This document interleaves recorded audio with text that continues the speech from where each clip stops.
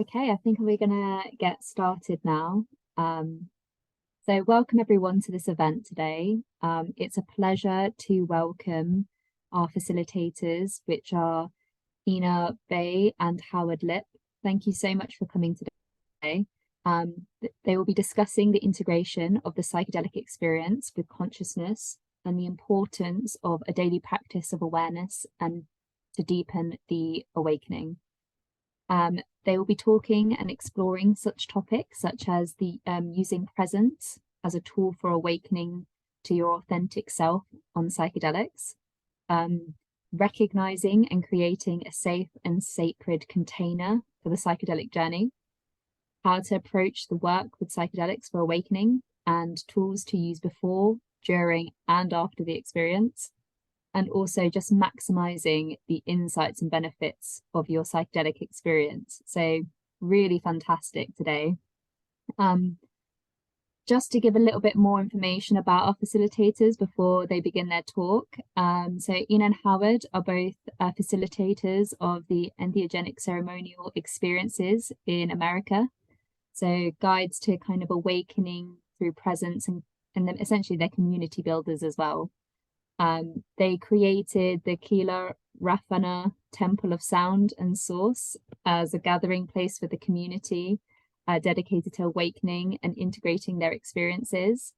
Also, Ina and Howard have been helping people find wholeness, healing, recovery, and awakening for over 25 years. So it really is an honor to have them. Their joy is walking alongside their community as we all return to wholeness. They are recording artists as well, and multi-instrumental musicians, crafting medicine music as a powerful tool to deepen healing and presence within their community. They studied with elders and wisdom teachers in human, animal, and plant form around the world to deconstruct their conditioning. So thank you so much for coming here today to speak. And we really look forward to listening. While our speakers are talking, we just ask that everyone has their microphones turned off, and any questions that you have, we'll have a Q&A session 15 minutes after the talk. So you can ask as many questions you want, and you can also put questions in the chat and I'll read them out at the end of the session. So yeah, take it away, and Howard, lovely to hear. Thank you, Silvana. Thank you.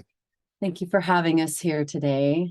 And we'd love to see your faces. If anyone feels comfortable opening up your videos, we'd love to connect with you that way. If you don't feel comfortable, that's okay too.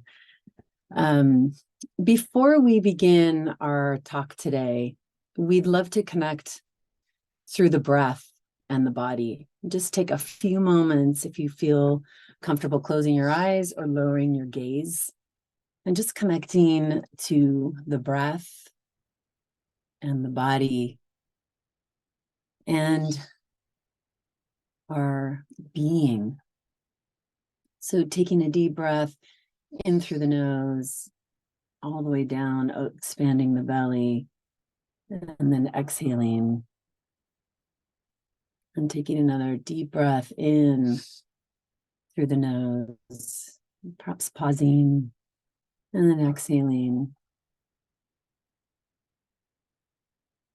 And then returning to your natural rhythm of breathing. Perhaps connecting with where the soles of your feet are.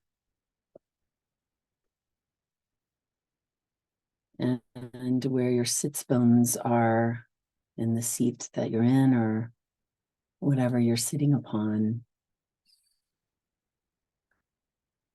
Feeling the palms of your hands as you continue to breathe with intention and attention on the breath, noticing thoughts arising and watching them go with each breath.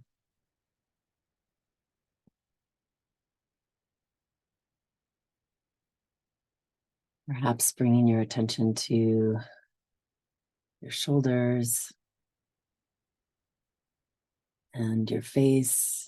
Perhaps your eyes are squinting or tense or relaxed, just noticing the body, also noticing any sounds in the room, temperature of the room on the skin. We're not really looking for anything, just paying attention, taking a moment to pause and breathe and notice.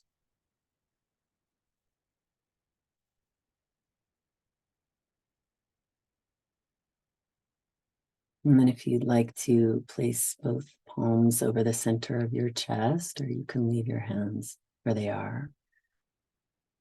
When we place our palms over the center of the chest, it is a gesture of connection, feeling the support of the body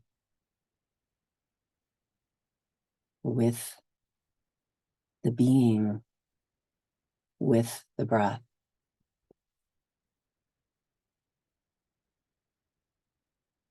And taking another deep breath in.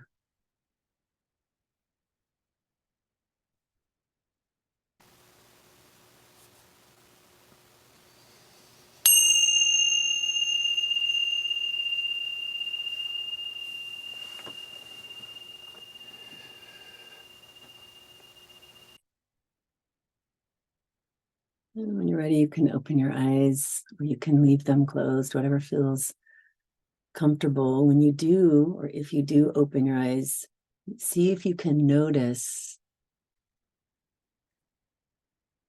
the same awareness and attention that you have when your eyes are closed with what you're looking at, the computer in front of you or the room you're in, that I'm here in this moment, that this moment is what is unfolding. And we bring our awareness and attention, or I bring my awareness and attention with the breath and the body to be in this moment, to connect with my deeper essence, not just my mind, not just my thoughts. So thank you, everyone, for your willingness to take a moment and breathe. We do utilize this tool and this practice, not only in our daily life, but also in the psychedelic experience. It's really a powerful practice to work with in each moment, and especially during the journey. And we're going to talk a little bit about that today, how we work with and utilize awareness and also consciousness in the psychedelic experience as a way to support the preparation, the journey, and the integration. So I'm going to let Howard speak for a bit on more of this.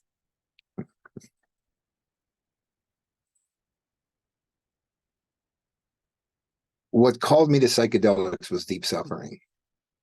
And I was called to them rather late in life. I had my first plant medicine journey experience around my 40th birthday. And I now understand what this phrase actually means. At the time, I wouldn't have. The transcendent, transpersonal experience afforded by psychedelics.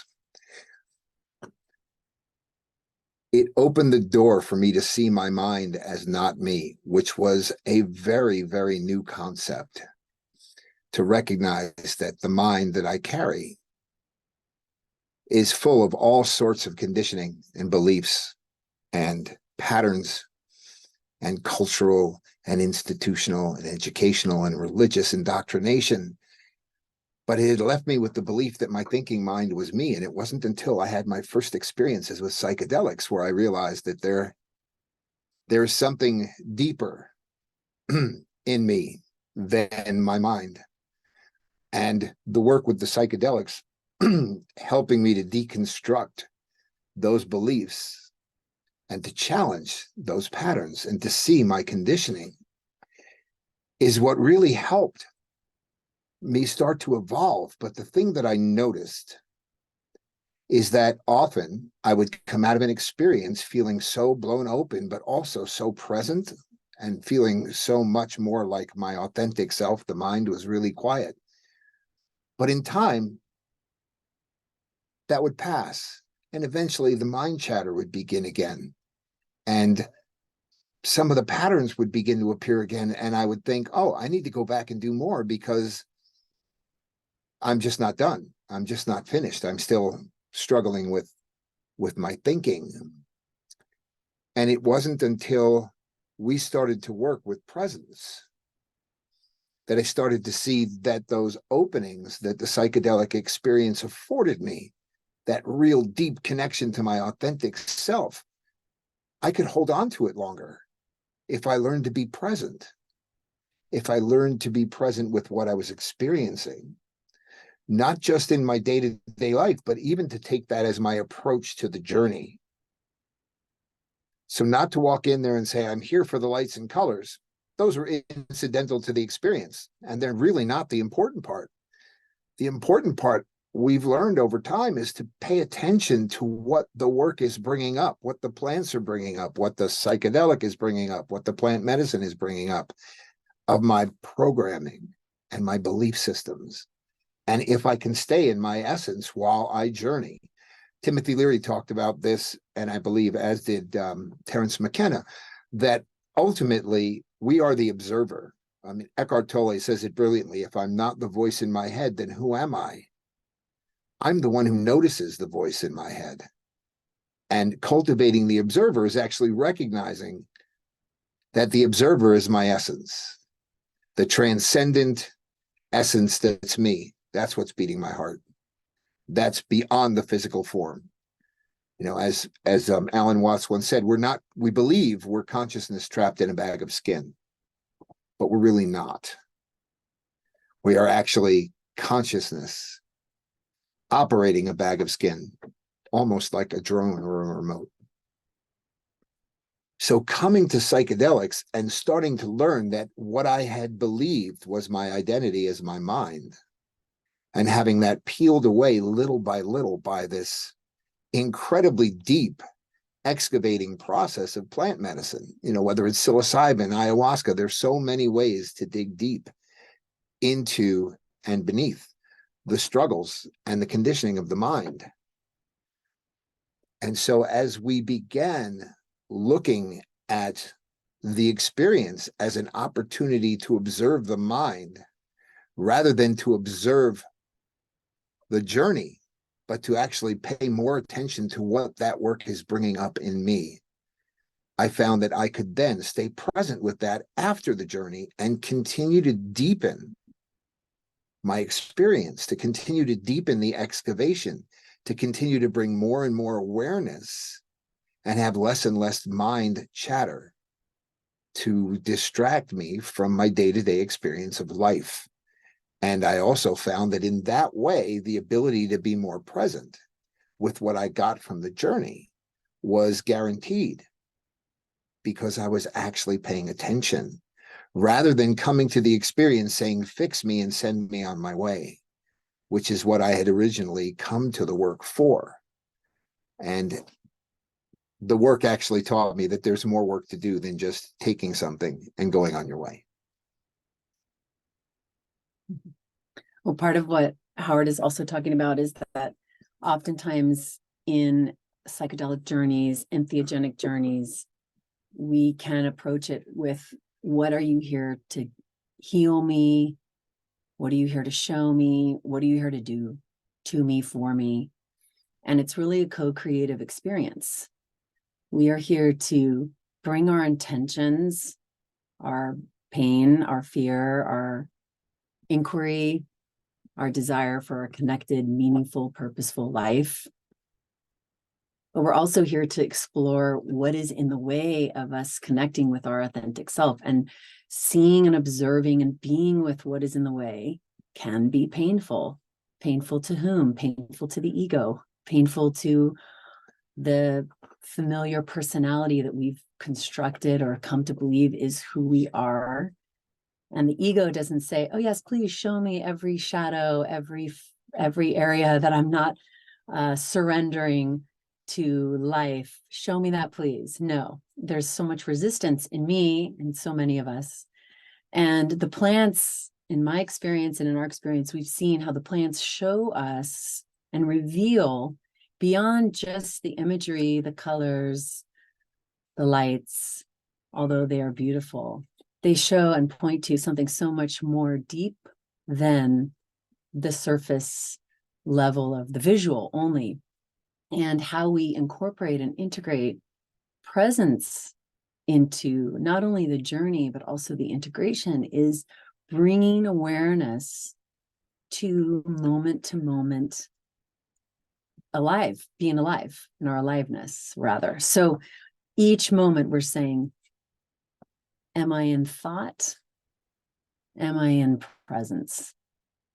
And we can be in both because we're human beings, but we're searching for this deeper connection, and we're searching for it through our patterns, through our mental constructs.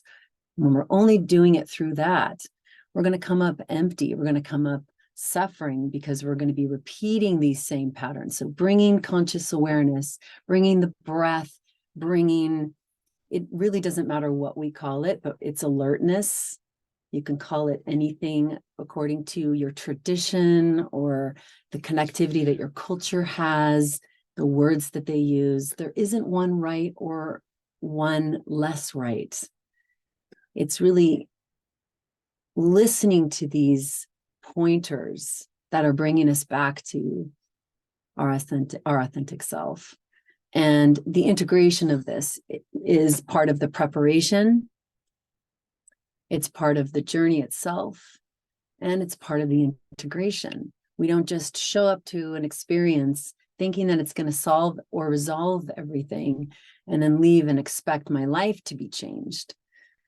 And this integration piece is often lost in the ceremonial medicine work because there's this, it has been often, more is better. Doing more ceremonies, doing more, having more experiences will give me an opportunity to be wiser or solve my problems. And if we're not doing the work of bringing in awareness into our thoughts, into our actions, into our relationships, then the work itself, we don't get the most benefit from the work. Doesn't mean that we're not receiving healing, but we don't get the most benefit of the work.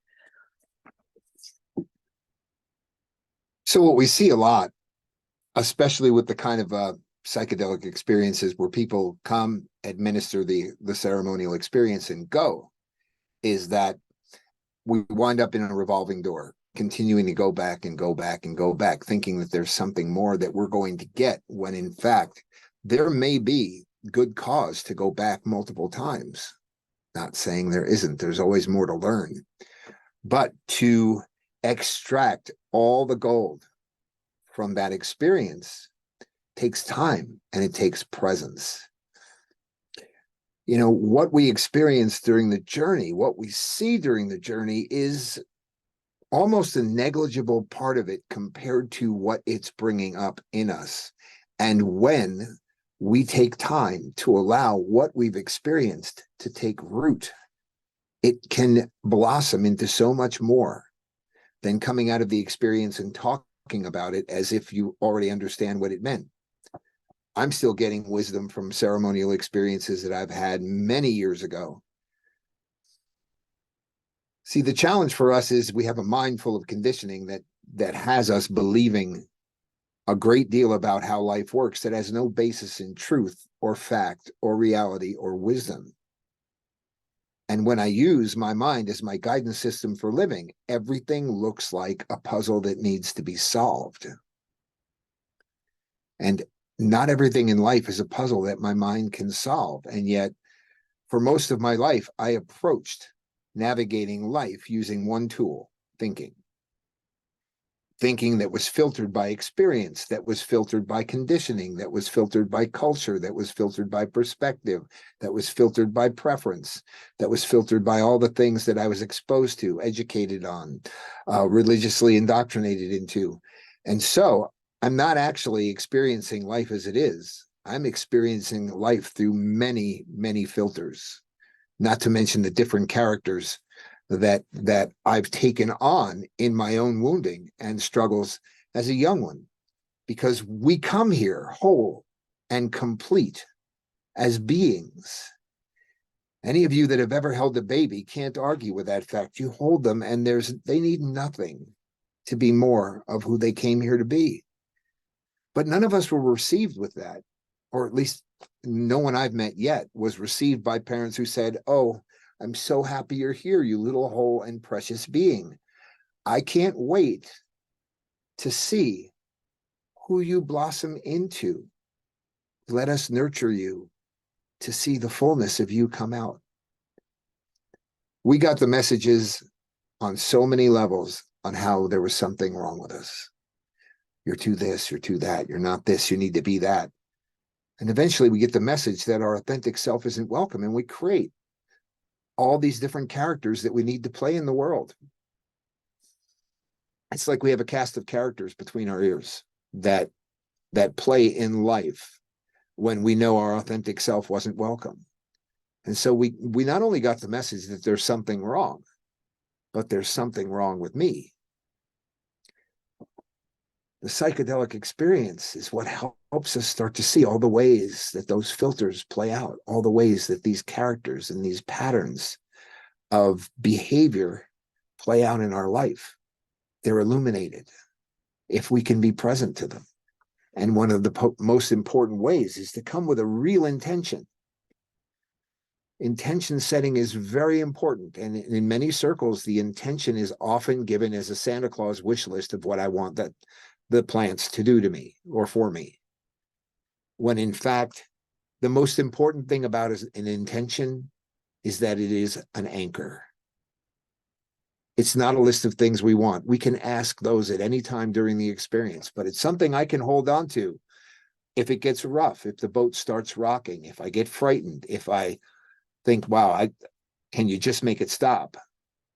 It's something I can come back to easily. You know, I'm here to evolve beyond my conditioning. That's a great one. It's something I can remember, something simple. It doesn't have to be complicated. It just has to be something that reminds me that, you know, if the wind starts blowing and the boat starts rocking, I can hold on to this as my reason to stay, to see this through. That's really what a powerful intention can be for approaching a psychedelic experience. It's much easier, and it's something I can say, this is a reason to be here.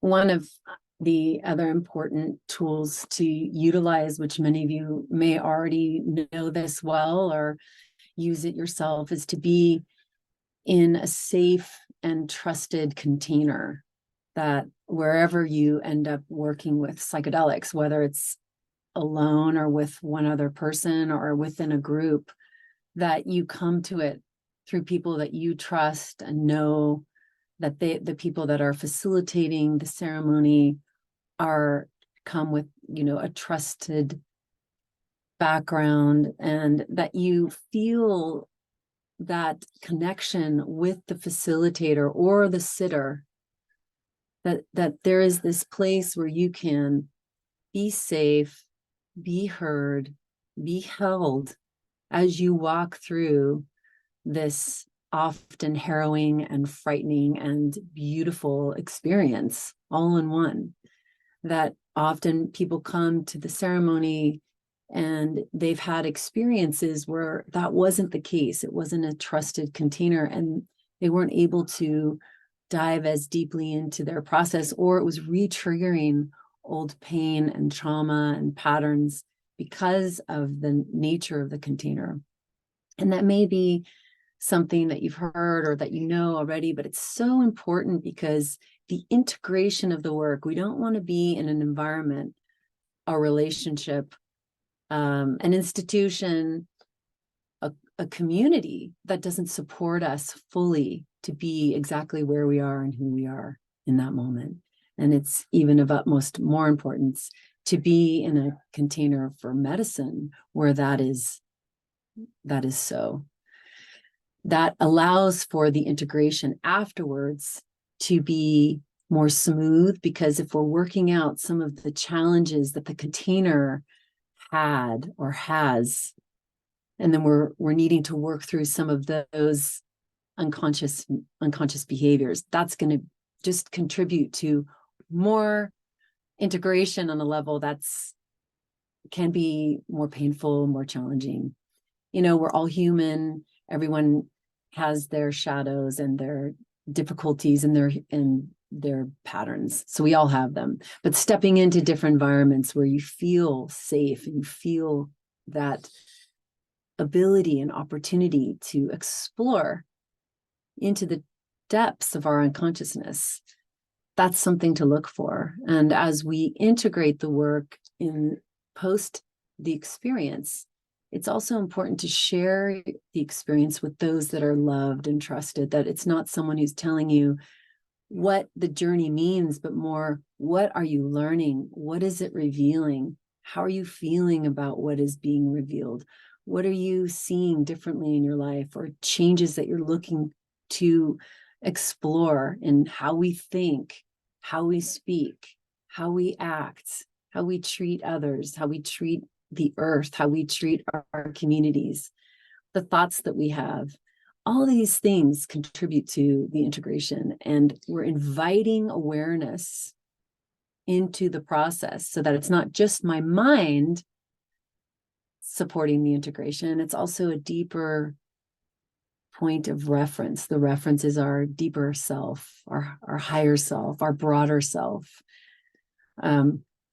What's really special about the work that I have found is that I'm often, if not always, given exactly what I need, but I don't always have the tools to integrate that, because I'm using old patterns to try and incorporate new awarenesses.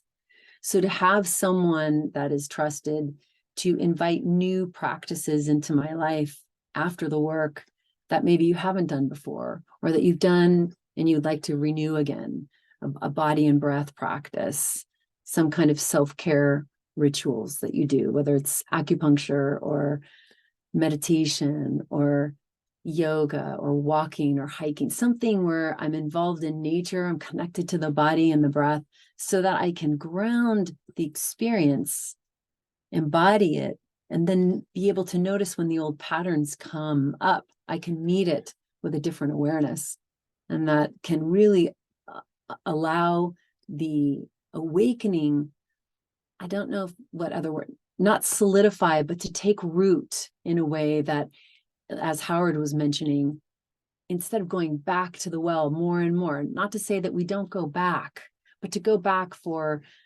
the reason of please fix this, rather than coming to the experience of, what is this here to teach me? What is this here to reveal? And how can I learn from what is revealed? And how can I connect with this new truth, or this new awareness, or this new seeing in a different way than I have in the past? Especially someone like myself, I suffered from depression for so many years, 20 years or so, just suffering and suffering. Some points to the place where I couldn't get out of bed, and trying all these different modalities, and nothing was helping.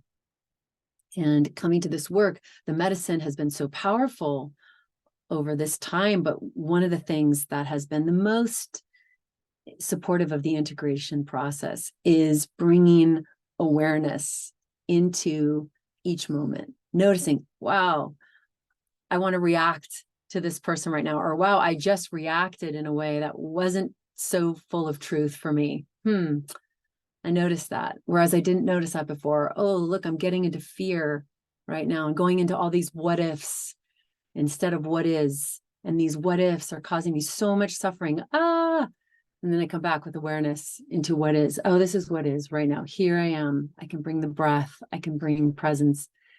I can be alert in a way that I haven't been able before. And like the ceremonies reveal, or the medicine of the different plants or the different psychedelics that we use and that are accessible to us, they reveal, if we listen, So one important thing to keep in mind is that the work ultimately is to return to our authentic nature, our authentic essence, that wholeness and pureness that we were, and in essence still are, underneath all the mind story, is that when we step into this kind of work, we approach it with reverence as a sacred journey home to the purity of our essence. And that's an important point, to hold it with reverence as a sacred journey rather than just an opportunity for the lights and colors. Not saying that that's what people are doing, but I can say that in containers that I've been in where it isn't expressed as a sacred inner journey, there's a different energy in the container, and there's a different kind of work that happens. To not just approach it with a sacred intention, but to also honor the vessel I'm taking into the experience. So be mindful of what I'm consuming before I go in. Obviously, certain plant medicines like ayahuasca have a dietary preparation. But to actually prepare the vessel by putting down our go-tos, dropping the caffeine and the sugar and whatever other things that we take that affect us from the neck up, so that we can come in as raw and ready as possible without our usual coping mechanisms. It's really helpful. It's really helpful because we take out things like garlic, we take out things like ginger, we take out fiery spices, we take out heavy grounding things like salt. Garlic is also heavily grounding, to allow us to unplug from the ground for a bit and allow ourselves to rise, to soar, to traverse the realms of spirit, so to speak. Because ultimately, the deeper we go into this, the more we recognize that there's nothing here but consciousness. That even the stories that we have been told about the creator or the great mystery or whatever are not exactly as we experience it when we get deep into the psychedelic work. Start to recognize the truth of the interconnected and interdependent nature of everything, as our nature is nature, which is why we always suggest spending time in nature to integrate experience, spending time in nature to cultivate more awareness. You know, the simplest part about awareness is paying attention to where my attention is. Am I allowing my unintended thought stream to dominate my experience? It's especially helpful in the psychedelic experience because unintended mind chatter can take us into some pretty scary places, even when nothing untoward is happening. And that's why approaching it with presence helps tremendously at navigating that and seeing my mental go-tos. See, because that's the point of being aware, is actually watching how my mind is filtering and or sabotaging my day-to-day experience of life and my relationships with old stories, old patterns, and old beliefs. And the more we can pay attention to those as they're being triggered and brought up in the medicine journey, we're being given gold. It's an opportunity, another pattern I can override, another belief I don't have to take on anymore.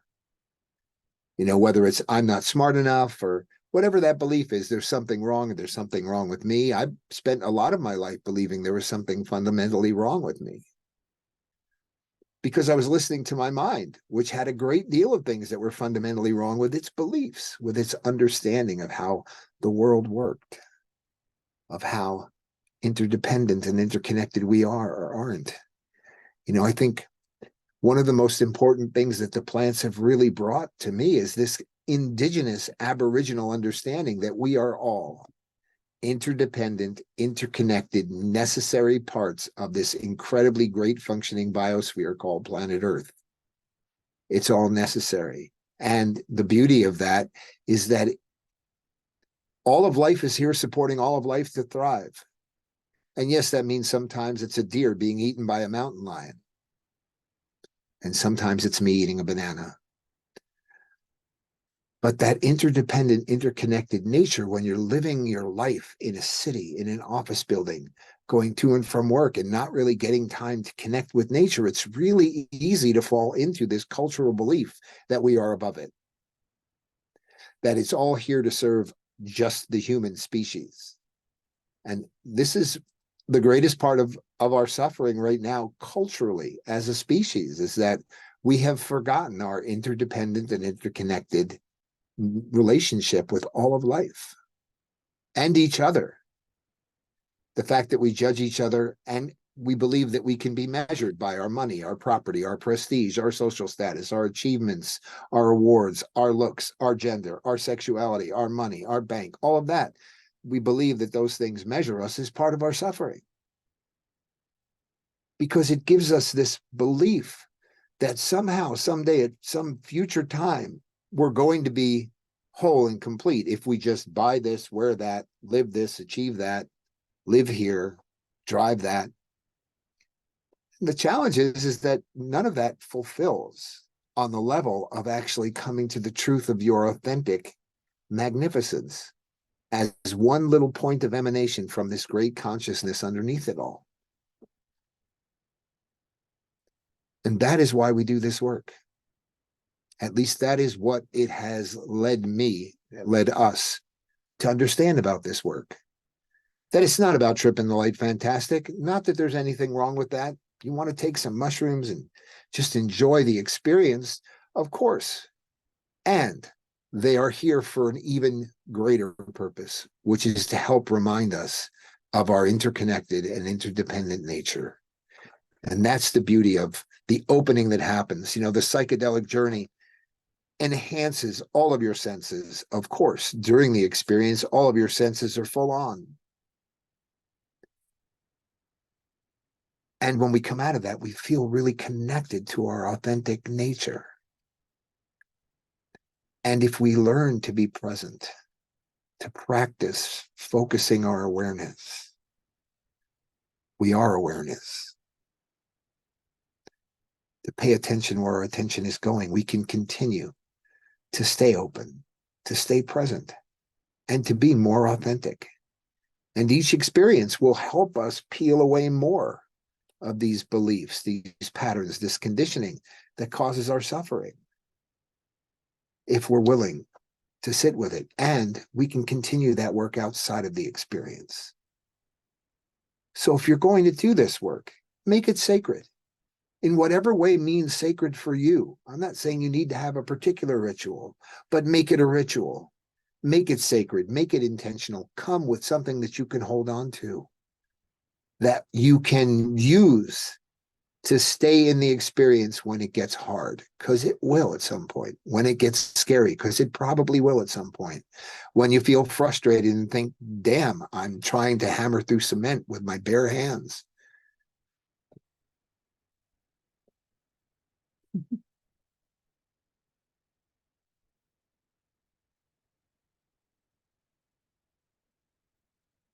Thank you so much, and Howard. Is that everything that you've had to say today? There's more to share, but I know there's probably some questions or For the Q&A. I just first off wanted to say, oh, lovely. Yeah, I just wanted to say thank you so much for sharing so much wisdom. It was really very powerful, the words that you mentioned and you said. I really resonated with a lot of what you spoke about, especially in terms of, not because I also experienced this kind of going in, especially when I started psychedelics, like going in and taking them and hoping that it would just fix everything, and then having that hard realization that actually it doesn't fix anything. It just gives you a door in order to fix yourself. So it's not like a magical miracle. But thank you so much. So if anyone's got any questions, please feel free to pop them into the chat and I will read them out for Ina and Howard. But I guess I'll just start things off with a question for myself that I've been burning to ask. So my question is, I find psychedelics to be a very sacred and spiritual experience. And so I usually tend to only trip with people who are, let's say, my really close friends. But my question to you is that if you're tripping with somebody, let's say, new, or you have a friend, for example, who you want to share the experience with, do you have any advice on basically, I guess, having a trip with somebody or trying psychedelics with somebody who is new and you want to share, but you're not sure how to, in terms of, because it's always, so you're obviously connecting with that person on a very deep level. So yeah, do you have any advice with kind of maybe trying psychedelics with others at different kind of intimate capacities?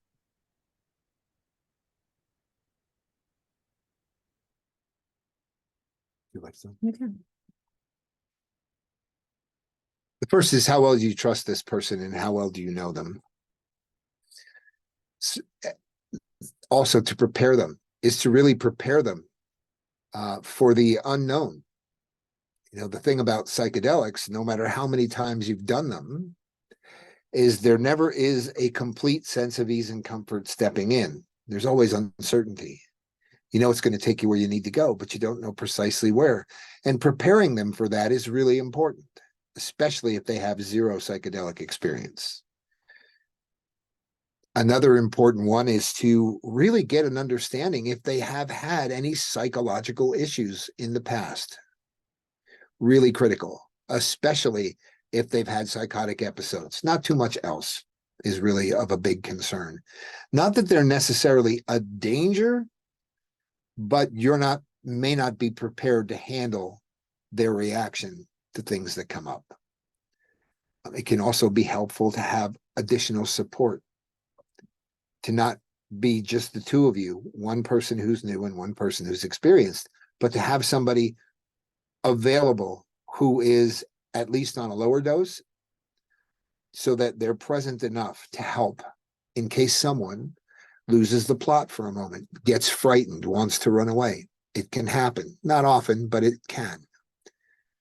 I also would highly recommend that less is more. For someone who's never tried them, their sensitivity can be really in doubt. Well, and there's also too this question of what is the context? Is it recreational? Is it for fun with friends? Most of the context, if not all the context that we work with entheogens really, and ayahuasca, is in a sacred ceremonial container. So there's preparation beforehand, preparation with the foods we eat, medical questionnaires that we take, understanding what people are taking, things that are not contraindicated with the medicine. That's of utmost importance for us, is safety and preparation, both on the physical, mental, spiritual level. If you're doing this recreationally, that's another experience. And as Howard said, it's good to have others around. So there's someone to bounce off, what are you seeing? This is what I'm seeing. What does this person need right now? If someone starts to lose their sense of center and safety, when that happens in a ceremonial context, there are assistants. We have tools that we use. We sing songs. We have tools that we use, tuning forks and points on the body if it's accepted by the receiver, and so many different things that come into this. So we're really speaking broadly this morning, not necessarily specifically about how to exactly prepare. And each group that different cultural groups and different ceremonial practitioners ask and request different preparatory suggestions, or have different preparatory suggestions beforehand. So we're not here to say this is what you shouldn't eat or should do, because that's not what it's about. Really, it's about bringing awareness into the preparation. And as Howard said, getting support so that you are not alone with someone who may go into a situation that, as he said, you may not be prepared for or couldn't see coming. We have that happen a lot, but we have a lot of help and a lot of help with the plants. So yeah. I do want to respond to Mary's. Oh yeah, so I'll just read out Mary so that everyone can hear in case they can't see the chat. So Mary Wolf, I think she's coming from Santa Fe, USA. She wanted to ask, because SSRIs are a pretty big concern because of the possibility of serotonin syndrome. So, what are your thoughts about that? Absolutely, especially if you're using ayahuasca, although because of the MAO inhibitor, but not just SSRIs, amphetamines, opiates, antihistamines can all be really dangerous. They must be out of the system depending on what you're taking. And even SSRIs can inhibit the journey with psilocybin, even though they're not dangerously contraindicated biochemically. They can prevent any real journey from happening. Thank you for that. I hear that question a lot, whether somebody always asks, oh, can I take antidepressants at the same time? And yeah, it's really important to be aware of that. So thank you so much for that advice. We have a question from Alex Massa, and he says, they talked about dropping foods like sugar, turmeric.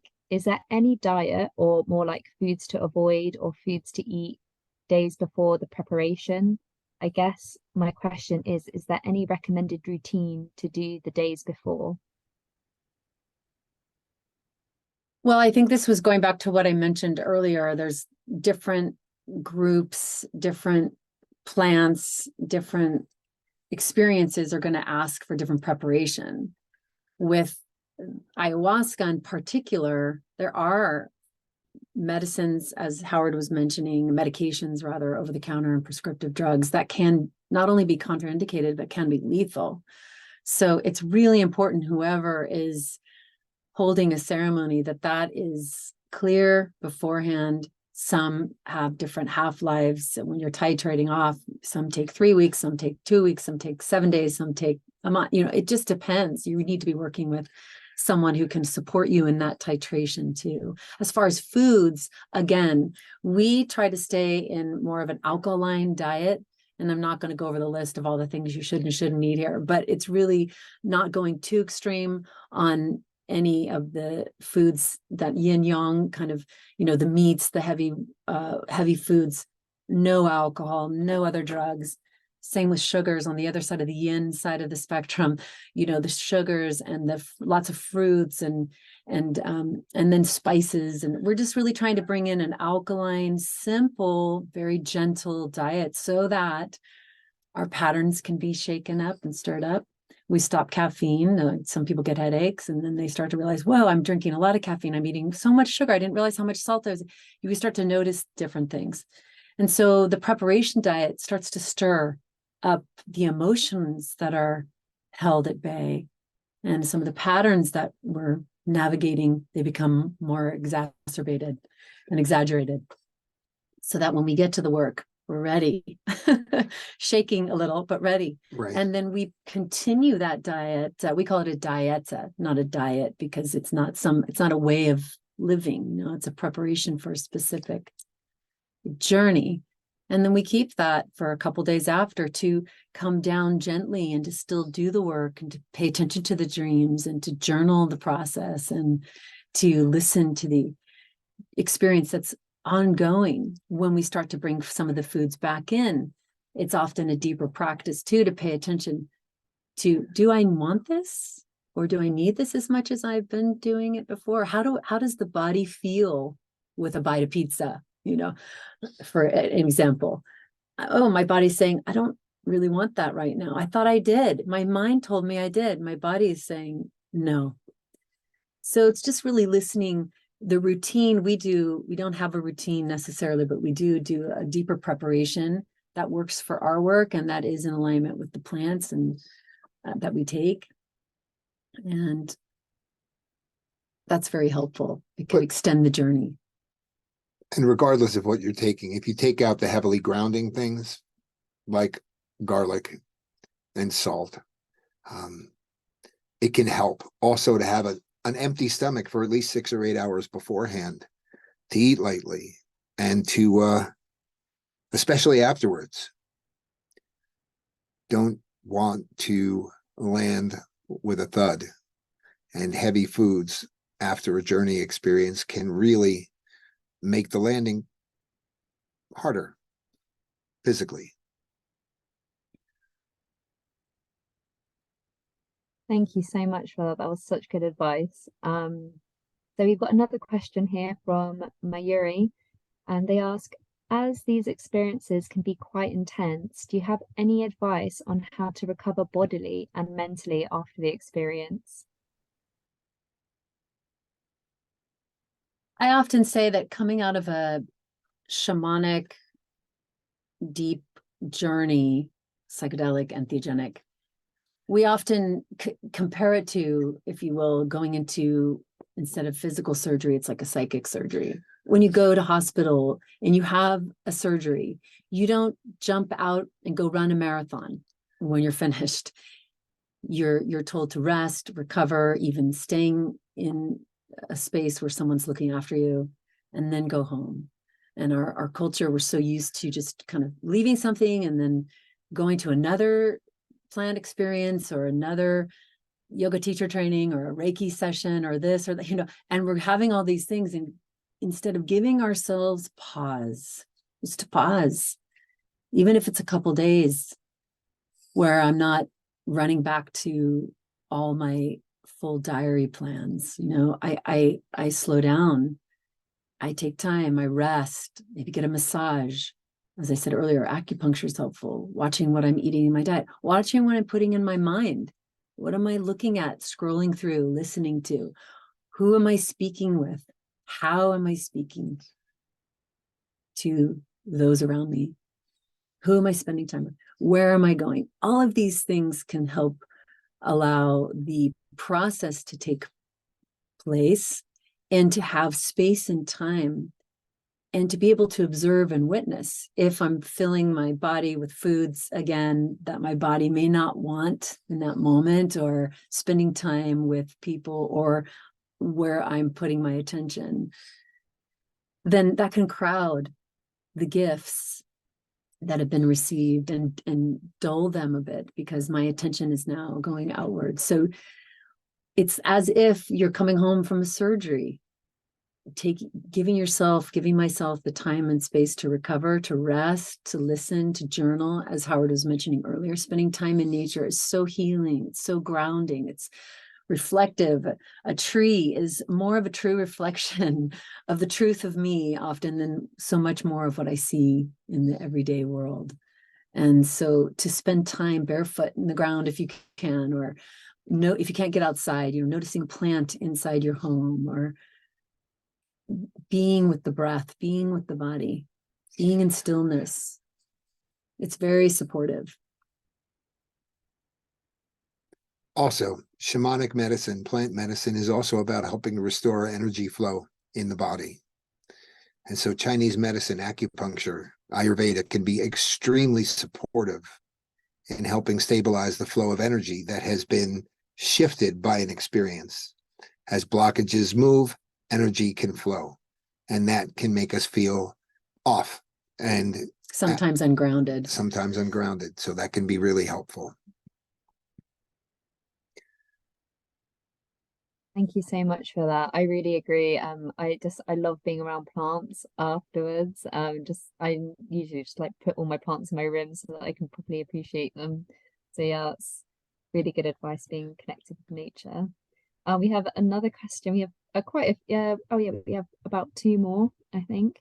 So Lola asks, following a very dense, difficult trip, how do you return to this experience with new and healthy understanding?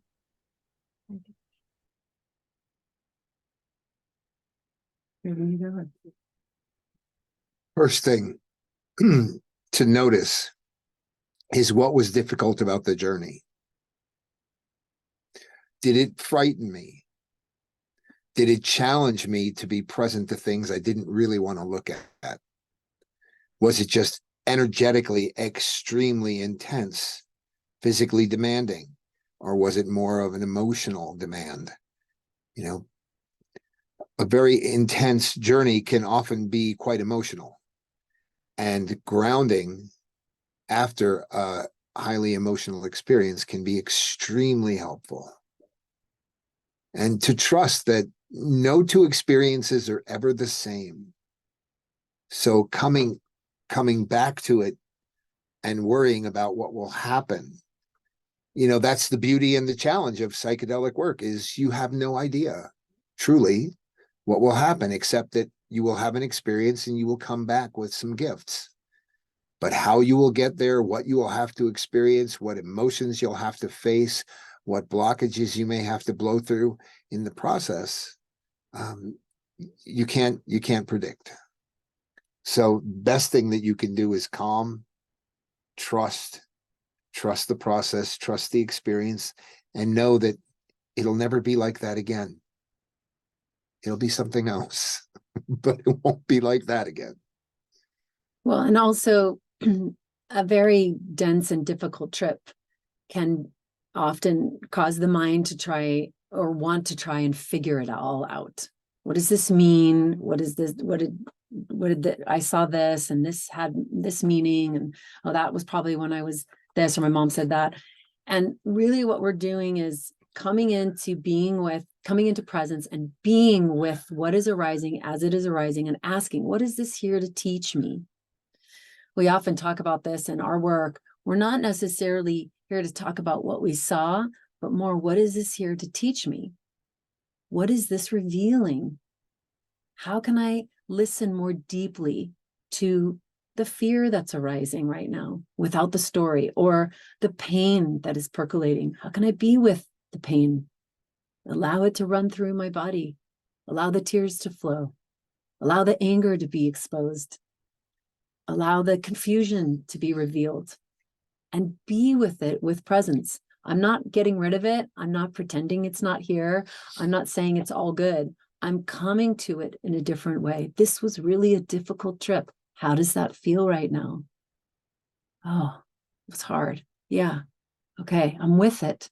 I don't have to come to a resolution or a solution about it. If I'm being with it as it's arising, this is where you ask, Lola, how can I have a new and healthy understanding? I can be with it in a different way, or notice how I'm trying to be with it in the old way, the old patterns, the old way of thinking, and just go, I like to use vowels a lot in ceremony work. And here's how it goes.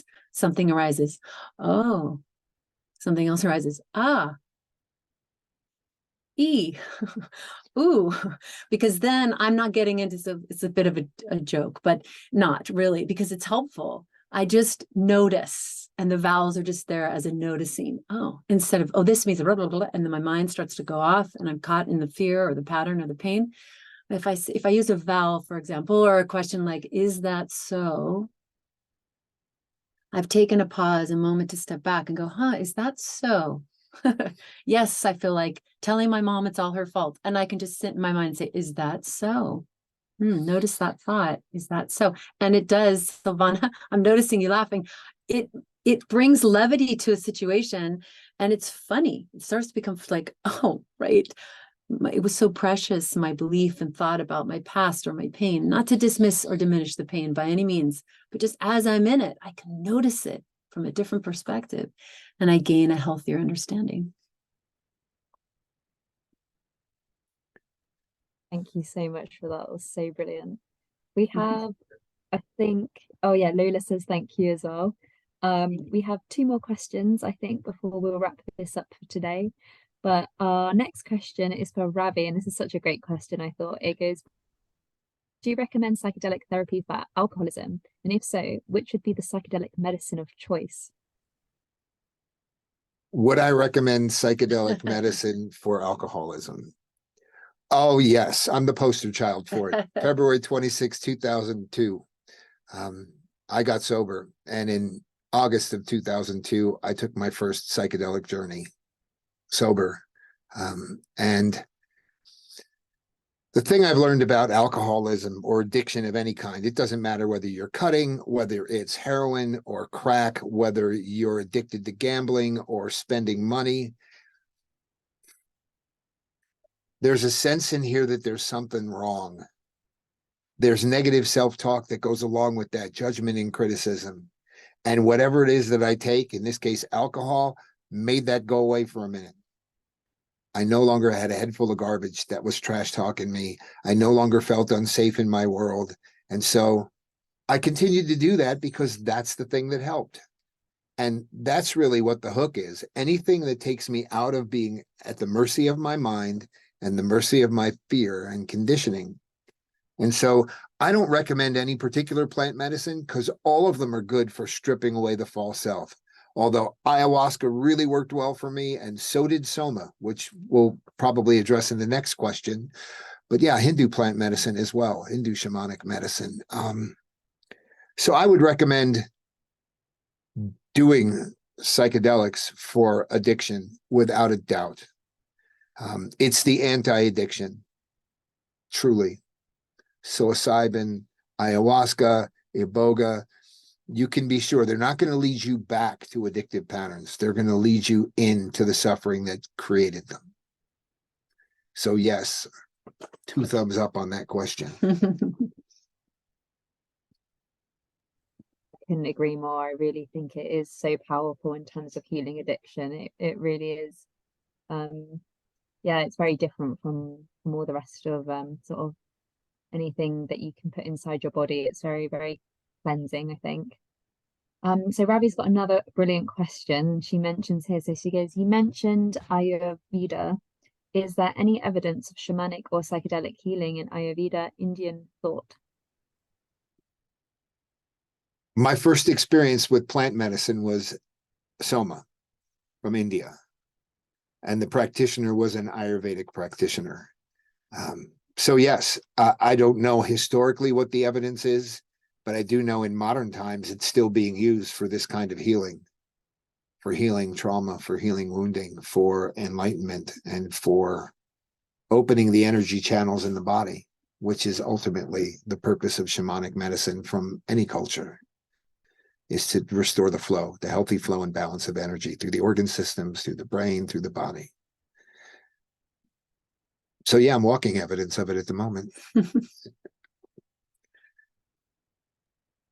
Brilliant. Thank you so much, Ina and Howard, for your amazing talk and also your amazing answers to the questions. I thought it was just such a enlightening, rewarding talk to listen to, and a lot to take home and think about for later. Maybe a couple of things that I just didn't even think about for a long time. So thank you so much. And I think it goes without saying that everyone in the chat is also saying thank you. Oh, we do have a couple more questions, but I don't know how short for you are for time. But yeah, we'll have to see. Oh yeah, so just some responses to some of the questions. So I think we'll wrap it up for today though. But thank you again so much. And if there's any more questions, we'll make sure to forward them to you in case you want to see them. But thank you again, and thank you. Thank you for having us. Thank you. Been a pleasure. Thank you for your questions, everyone. Thank you. Thank you everyone for attending. Thanks. Bye.